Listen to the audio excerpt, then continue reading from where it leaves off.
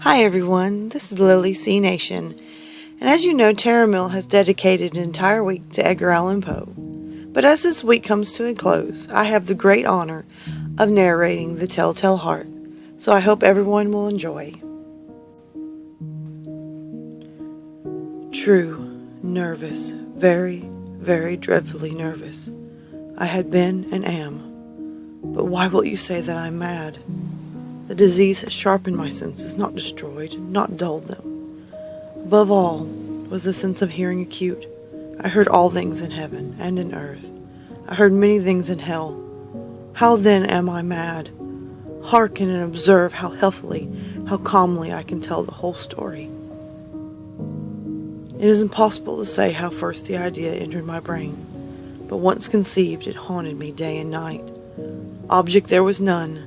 Passion there was none. I loved the old man. He had never wronged me. He had never given me insult. For his gold I had no desire.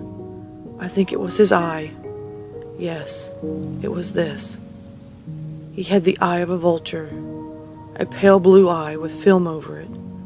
Whenever it fell upon me, my blood ran cold, and so by degrees, very gradually, I made up my mind to take the life of the old man, and thus rid myself of the eye forever.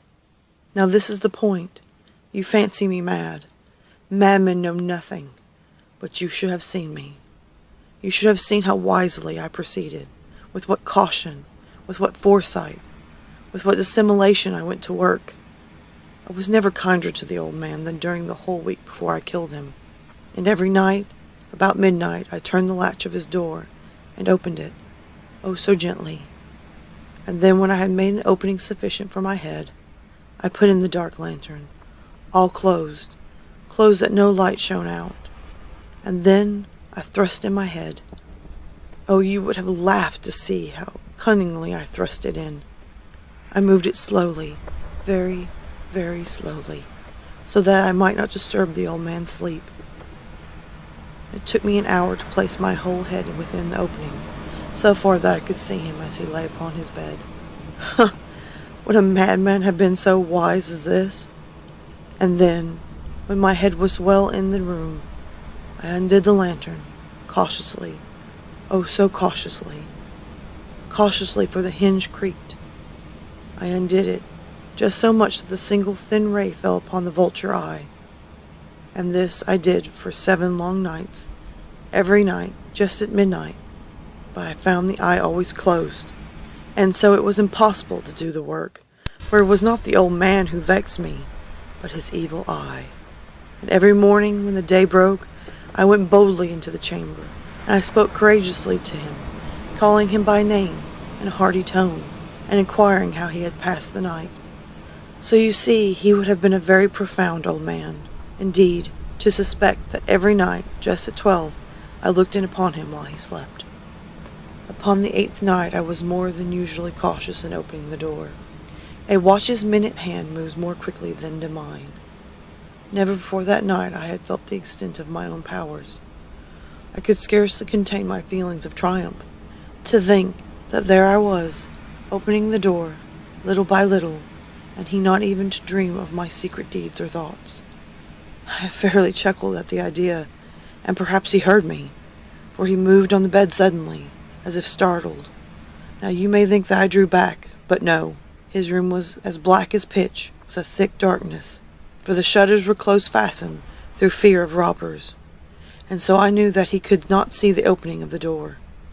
And I kept pushing it on steadily, steadily. I had my head in, and was about to open the lantern when my thumb slipped upon the tin fastening, and the old man sprang up in bed crying out, "Who's there?" I kept quite still and said nothing. For a whole hour I did not move a muscle, and in the meantime I did not hear him lie down. He was still sitting up in the bed listening, just as I have done, night after night, hearkening to the death watches in the wall. Presently I heard a slight groan, and I knew it was the groan of mortal terror. It was not a groan of pain or of grief, oh no. It was the low stifled sound that arises from the bottom of the soul, when overcharged with awe. I knew the sound well. Many a night just at midnight, when all the world slept, it has welled up from my own bosom, deepening with dreadful echo the terrors that distract me. I say I knew it well. I knew what the old man felt, and pitied him.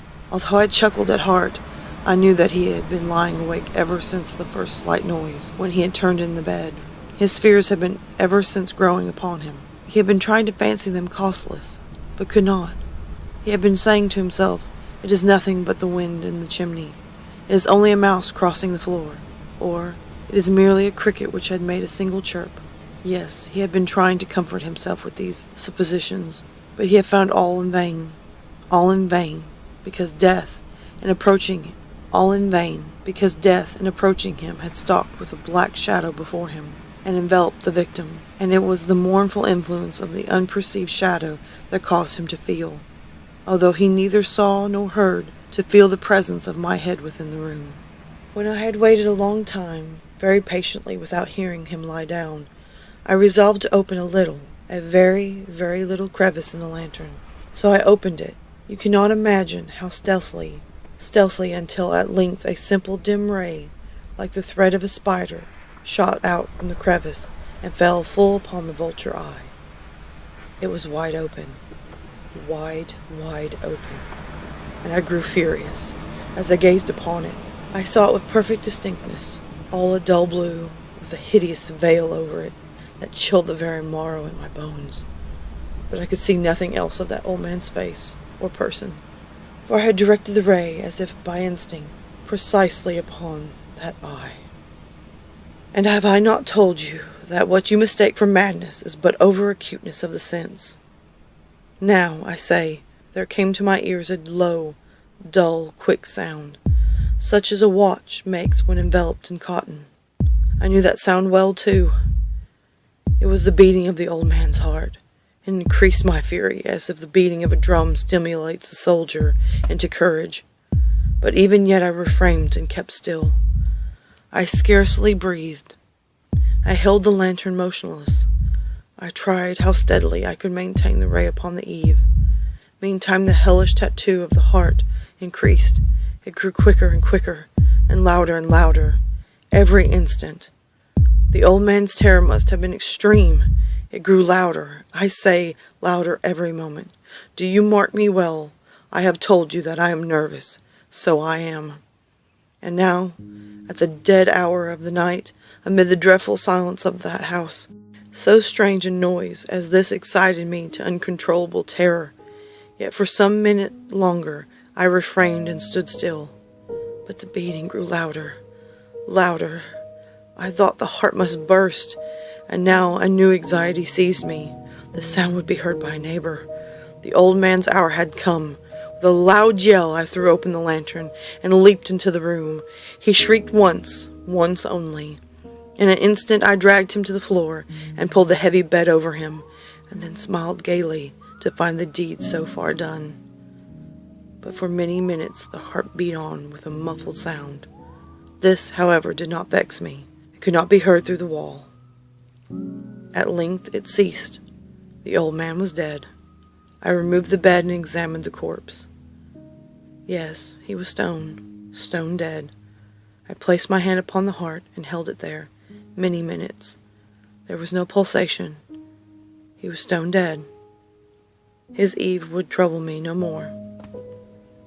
If still you think me mad, you will think so no longer when I describe the wise precautions I took for the concealment of the body. The night waned. I worked hastily, but in silence. First of all, I dismembered the corpse. I cut off the head and the arms and the legs. I then took up 3 planks from the flooring of the chamber, and deposited all between the scantlings. I then replaced the boards so cleverly, so cunningly, that no human eye, not even his, could have detected anything wrong. There was nothing to wash out, no stain of any kind, no blood spot whatsoever. I had been too wary for that. A tub had caught all. When I had made an end of these labors, it was 4 o'clock, still dark as midnight. As the bell sounded the hour, there came a knocking at the street door. I went down to open it with a light heart, for what had I now to fear? There entered 3 men, who introduced themselves with perfect suavity as officers of the police. A shriek had been heard by a neighbor during the night. Suspicion of foul play had been aroused. Information had been lodged at the police office, and they, the officers, had been sent to search the premises. I smiled, for what had I to fear? I bade the gentleman welcome. The shriek, I said, was my own in a dream. The old man I mentioned was absent in the country. I took my visitors all over the house. I bade them to search, and search well. I led them at length to his chamber. I showed them his treasures, secure, undisturbed. In the enthusiasm of my confidence, I brought chairs into the room, and desired them here to rest from their fatigues, while I myself, in the wild audacity of my perfect triumph, placed my own seat upon the very spot beneath which reposed the corpse of the victim. The officers were satisfied. My manner had convinced them. I was singularly at ease. They sat, and while I answered cheerily, they chattered of familiar things. But, ere long, I felt myself getting pale and wished them gone. My head ached, and I fancied a ringing in my ears. But still they sat, and still chatted. The ringing became more distinct. It continued, and became more distinct. I talked more freely to get rid of the feeling, but it continued and gained until at length I found that the noise was not within my ears. No doubt I grew very pale, but I talked more fluently, and with a heightened voice. Yet the sound increased, and what could I do? It was a low, dull, quick sound, much such a sound as watch makes when enveloped in cotton. I gasped for breath, and yet the officers heard it not. I talked more quickly, more vehemently, but the noise steadily increased. I arose and argued about trifles, in a high key with violent gesticulation, but the noise steadily increased. Why would they not be gone? I paced the floor to and fro with heavy strides, as if excited to fury by the observation of the men, for the noise steadily increased. Oh, what could I do? I foamed, I raved, I swore. I swung the chair upon which I had been sitting, and grated upon the boards, for the noise arose over all, and continually increased. It grew louder, louder, louder, and still the men chatted pleasantly, and smiled. Was it possible they heard not? Almighty Lord, no! They heard, they suspected, they knew. They were making a mockery of my horror. This I thought, and this I think. But anything was better than this agony. Anything was more tolerable than this duration. I could bear those hypocritical smiles no longer. I felt that I must scream or die. And now, again, hark! Louder, louder, louder. Villains! I shrieked. Dissemble no more. I admit the deed. Tear up the planks. Here, here. It is the beating of this hideous heart. I want to thank everyone for joining us in this week of pure delicious horror dedicated to Edgar Allan Poe. I really want to thank everyone for watching. Please like and subscribe. We truly need you, because without you, we would be nothing.